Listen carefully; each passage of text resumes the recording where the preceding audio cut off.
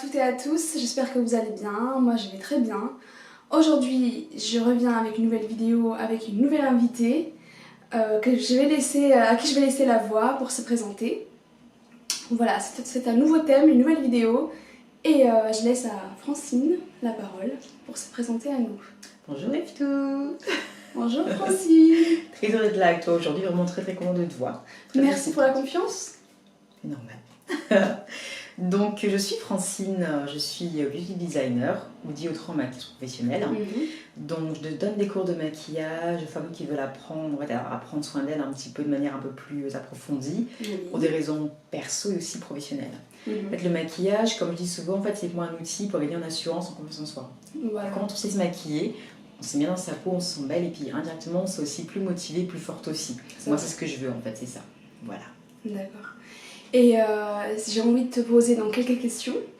Je me suis intéressée à la femme qu'elle est parce que je trouve que ça illustre tout à fait ma chaîne qui est consacrée principalement à la femme. Et justement le fait de mettre en avant les femmes, c'est tout à fait elle. Donc merci beaucoup à toi une fois de plus. Et donc la première question est pourquoi tu as eu envie de faire ce métier ? Alors très bonne question. Moi pour le coup en fait j'ai commencé dans ce métier il n'y a pas si longtemps que ça, c'est maintenant presque 4 ans en fait. Parce qu'à la base je viens du monde du pétrole, transport et logistique, donc vraiment rien à voir avec ce que je fais actuellement. D'accord. En fait, donc depuis que je suis petite, depuis que j'ai à peu près, je sais même plus quel âge, j'ai toujours été fan de maquillage, ce qui était la beauté, la mode etc. en fait. Mais je n'imaginais pas du tout qu'on pouvait y travailler. Moi, c'était pas un métier, c'était vraiment une passion, c'était un jeu, etc. Donc voilà. Donc j'ai commencé à maquiller quand j'avais une dizaine d'années. D'accord. Ah oui, très tôt. très tôt. Là, pour le coup, c'est une passion. Ah oui, c'est vraiment une passion. Je maquillais ma maman, je maquillais mes copines, etc. Quand elles allaient à des rendez-vous amoureux, ce genre de choses.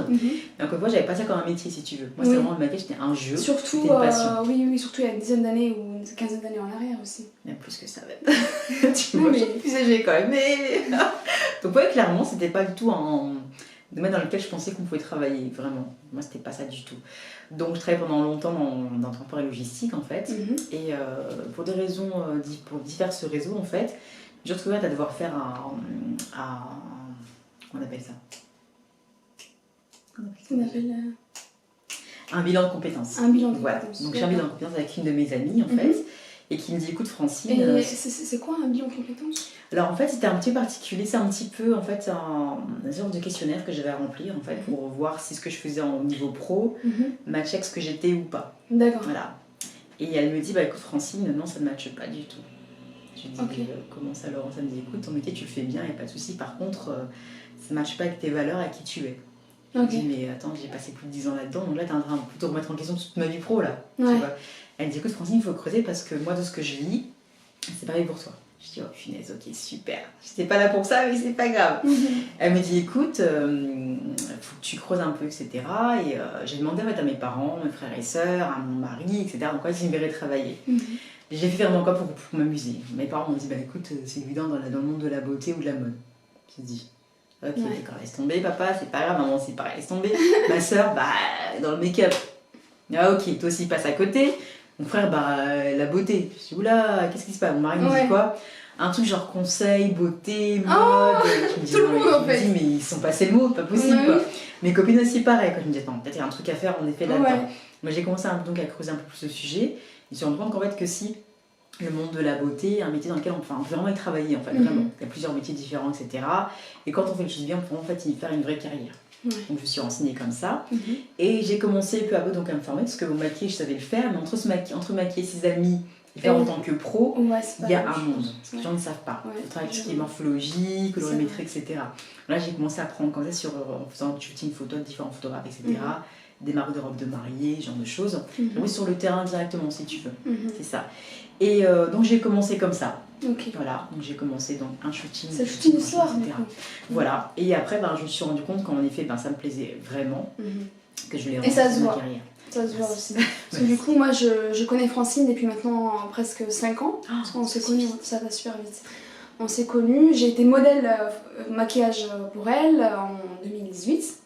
Ça passe vite. Donc il y a presque 3 ans. Et donc on s'est connus 2 ans avant. Oui, on a beaucoup échangé. On a échangé, tout ça. Voilà. Donc je passe à la question suivante. Alors, peux-tu nous dire quels sont les avantages de ton métier ? Alors, avantage, disons numéro 1, c'est de la chance de faire ce que j'aime en fait. Voilà. Ouais. Et moi, ce que Gros j'aime, avantage. ça c'est vraiment, je pense vraiment que c'est une vraie chance. Voilà. Et j'ai aussi j'ai la chance de pouvoir donc, aider des femmes à se sentir mieux dans leur peau.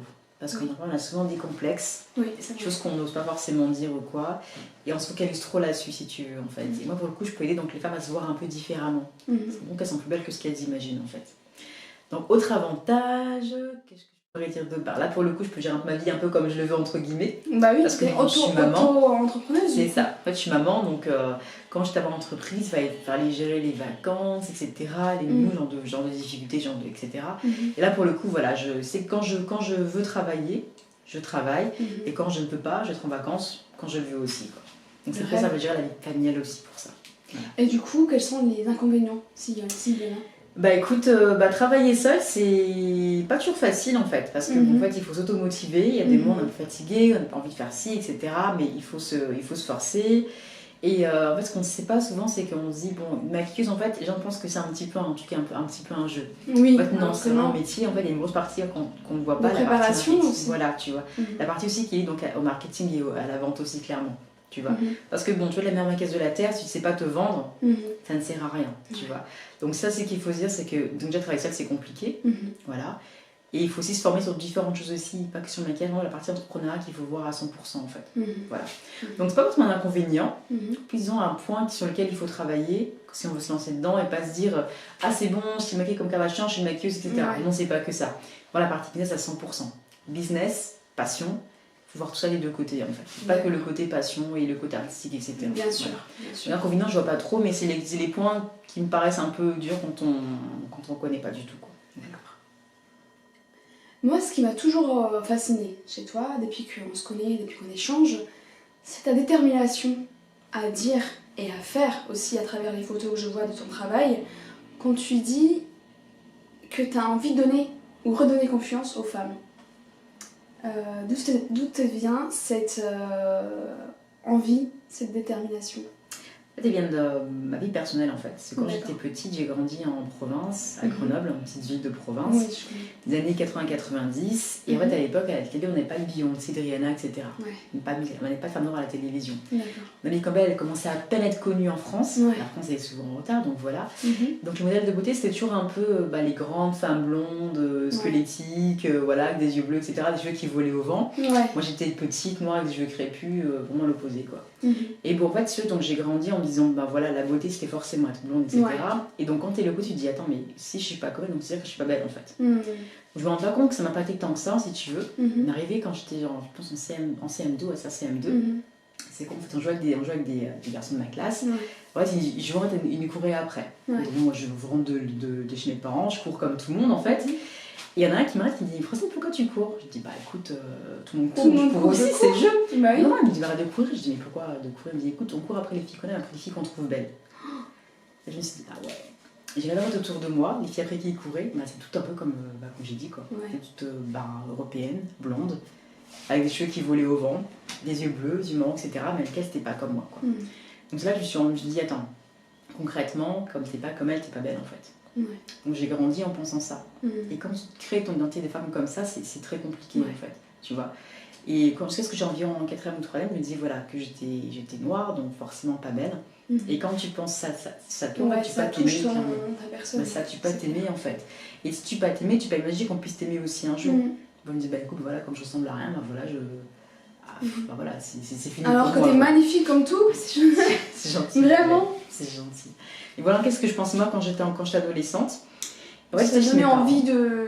c'est ça, en fait, j'étais chez mes parents, donc ma mère était abonnée au magazine Amina, parce que tu connais, je connais, hein. Tu ne connais pas ce magazine en tant qu'africaine. En fait, je tombe sur une page, en fait, c'était mise en beauté avant-après, en fait, d'un maquilleur de la marque Guerlain, je crois, sur une modèle qui est africaine. D'accord. Je dis, sympa et tout. Ouais, je vois les différentes tables de maquillage, je me dis, c'est super joli, mais c'est topissime. En fait, ce que j'aimais, c'est pas que le côté maquillage, en fait.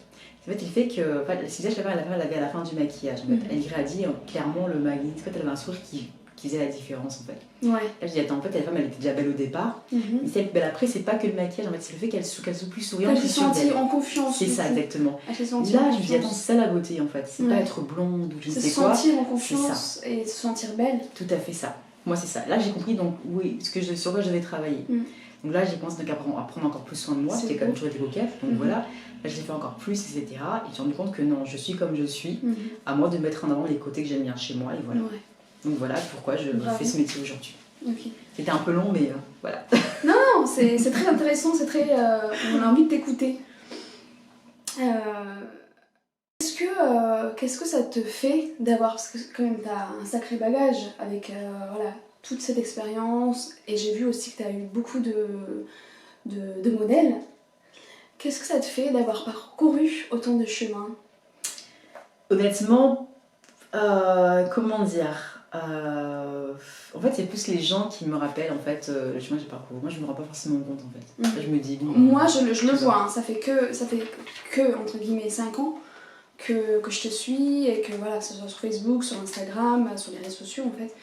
Et je me dis waouh, depuis le début, c'est déjà le nombre de têtes que tu as maquillées, c'est incroyable. et je me dis, mais qu'est-ce que ça doit lui faire de voir ton travail prendre fruit En fait, moi clairement, ce qui me gratifie, c'est en fait, tu regardes quelles femmes elles ont sur elles après le maquillage. C'est ça qui va me gratifier. Pas forcément que j'ai maquillé 10, 100 000 personnes, c'est vraiment en fait ce que je leur ai apporté, tu vois. Et bon, j'ai des copines que j'ai invitées avec moi donc à l'école en 3e année de fac, on s'est reparlé pendant par téléphone, elles m'ont dit Francine, on est très fiers de toi. Je me dis mais fiers de quoi?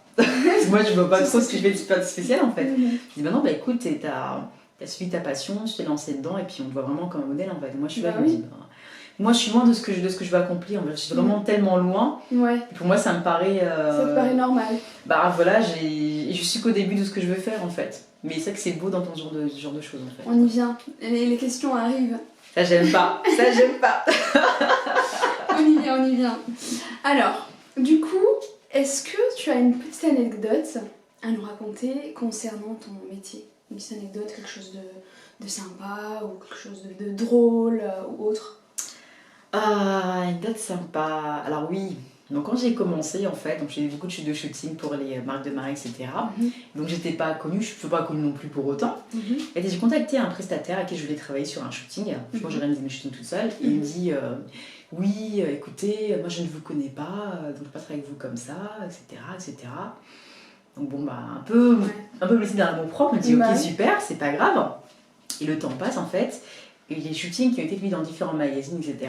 Et puis, en fait, le hasard a fait que la personne, je l'ai rencontré le mec en question, si tu veux. Et on a commencé à sympathiser, mais je n'ai pas forcément rappelé ce qui s'était passé les mois avant. Je n'ai pas parlé, voilà. Moi, j'ai pas parlé de ça. Pas parlé. Et lui, il savait pas qui tu étais? Bah, en fait, je sais pas s'il se rappelait pour le coup, tu vois. Et un jour, je vais sur Instagram, je vois qu'il m'envoie un message. Ah, ma chérie, comment tu vas, Francine et tout? Je vais te dire, il y a un shooting en préparation bientôt, il faut absolument que tu sois dessus. J'ai dit, moi qui il y a 6 mois n'étais personne. Donc voilà, mais ça m'a fait rigoler, en fait, les gens sont vraiment un peu gonflés quoi. Donc ouais, ça m'a fait rire. Et du coup tu lui as fait Bah écoute, on a bossé ensemble, oui on a fait sur un autre shooting et voilà. Je lui ai pas rappelé la chose, mais ça me fait encore sourire à présent, tu vois. Ça m'arrive plusieurs fois en fait ce genre de choses. Avec des photographes. Et ça t'en arrivera de plus en plus. Voilà, et ça me fait sourire. Donc il y a 6 mois j'étais personne, maintenant que tu vois que je fais des trucs, tu es un peu intéressée donc... Non, je pense que vu comme t'es partie, tu vas aller que vers une bonne chose et tu vas en voir des personnes qui vont venir à toi pour autre chose. Mais je trouve que c'est un petit peu... Quand on se lance, si tu veux, je pense qu'il faut laisser la chance aux gens en fait. Moi c'est ça qui m'a un petit peu refroidi immédiatement. Parce que je ne suis pas un tel... Bah écoute... C'est ça, tu vois, je me dis, attends, parce que je suis pas un tel ou un tel, tu considères que je ne suis rien, alors que non, pour le coup, on commence tous quelque part, en fait. Moi, je suis pour laisser la chance aux gens, pour moi, c'est hyper important. Merci. Et du coup, ce qui m'a toujours frappée aussi, c'est la diversité qu'il y a dans tes modèles, dans tes clientes. Est-ce que c'est voulu ou est-ce que c'est un hasard?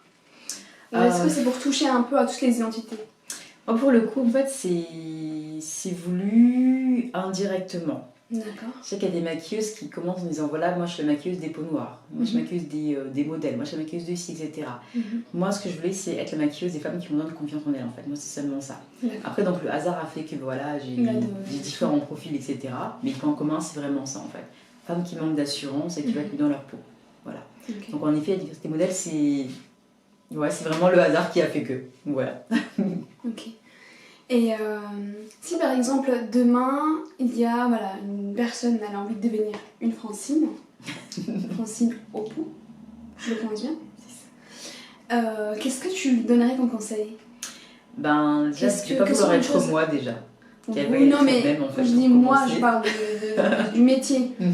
Je parle du métier de maquilleuse. Oui, même ça aussi, en fait, je pense que chacune des personnes a son style, en fait, a sa vision des choses. Voilà, c'est ça. En fait, il faut déjà avoir une vision de base, savoir pourquoi tu fais ce métier. C'est ça. Tu as différents types de maquilleuses. Tu as les maquilleuses pour célébrités, les maquilleuses qui vont être plus télévision, etc. Tu as tellement de choses à faire dans ce métier, donc vraiment commence par ce que tu veux faire vraiment avec précision. Moi, c'est déjà ça. Il y a déjà une vision qui soit claire, et ça va aider pour construire la suite, en fait, si tu veux. Oui, parce que bon, si au départ tu veux tout savoir où tu vas. En fait. Exactement. En fait, à vouloir tout faire, on ne fait rien au final. Okay. Donc, numéro 1, déjà, qu'est-ce que tu fais exactement dans ce métier? Qu'est-ce qui te plaît? Pourquoi tu veux le faire aussi? Et de là, après, tout paraîtra entre guillemets logique, et puis tu auras un suivi qui sera plus simple aussi. De savoir où on en est et vers quoi on va en fait. Voilà, c'est ça. Pour moi, c'est ça à la base en fait. Donc commencer par là et puis après apprendre. On apprend tous les jours. Moi, je continue encore à apprendre aujourd'hui. On apprend tout le temps. C'est que, pas se dire que voilà, c'est bon, expertise, dire voilà, c'est bon, j'ai maquillé un tel, je sais tout faire. Non, c'est pas vrai. Il faut être humble aussi du coup. C'est ça. Très important. Chose que tu es, c'est une personne très humble. Et du coup, la dernière question, parce que je te disais j'y viens, je t'ai posé 10 questions, ça a été très vite. C'est passé vite.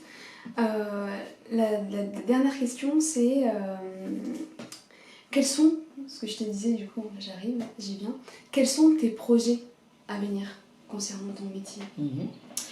Bah écoute, là pour le coup, pendant le confinement, j'ai donné des cours de maquillage en ligne et j'ai beaucoup pris goût en fait. D'accord. Parce que je suis sur les cours en face à face, en groupe ou bien en individuel, mais là la situation a fait que c'était pas faisable pendant le confinement du mois de mars à mai. Donc j'ai donné quelques cours en ligne et vraiment j'ai adoré en fait la chose. J'ai vraiment trouvé ça hyper sympa. Et donc là pour le coup, j'ai monté mon école de maquillage en ligne. Voilà. Donc elle est encore en préparation, donc il y a déjà accès si on veut regarder un petit peu. Donc donner des cours en ligne aux femmes pour toucher plus de monde en fait. D'accord. Voilà, pour aider encore plus de femmes dans le monde, etc. Oui. Voilà, c'est ça. Donc des cours de maquillage avec des vidéos à la demande en fait. On pourra faire apprendre à se maquiller le teint, les yeux, etc. Et aussi donc un groupe de coaching, donc on plus focus sur la partie confiance en soi. Voilà. Donc des cours sur plusieurs semaines, avec un grand jeu entre moi et les participantes aussi. Donc là, voilà différents types de maquillage qu'on peut faire, etc. Mais aussi, surtout, la partie soin de la peau. Parce que souvent, quand on se maquille, on pense c'est bon, je suis maquillée. Non. Le maquillage, d'abord le soin de la peau, en fait. Donc, on verra ça, soin de la peau et maquillage après, donc la partie aussi assurance, etc. D'accord. Ok. Et du coup, quand tu dis coaching de confiance, c'est sur le maquillage ou il y a un temps de parole? Il y a toujours un temps de parole. Moi, la communication, c'est la base. Ça, vraiment, créerons un groupe entre filles, donc on va échanger entre nous, etc. On verra le maquillage, soin de la peau, mais vraiment créer une ambiance qui va être vraiment détendue. On se dit presque tout. Voilà. Là, pour le coup, il a commencé il y a quelques semaines, on se dit presque tout. Voilà, on est vraiment entre nous, on parle, etc. C'est génial et ça donne envie d'y participer. Très bien, merci. Merci à toi.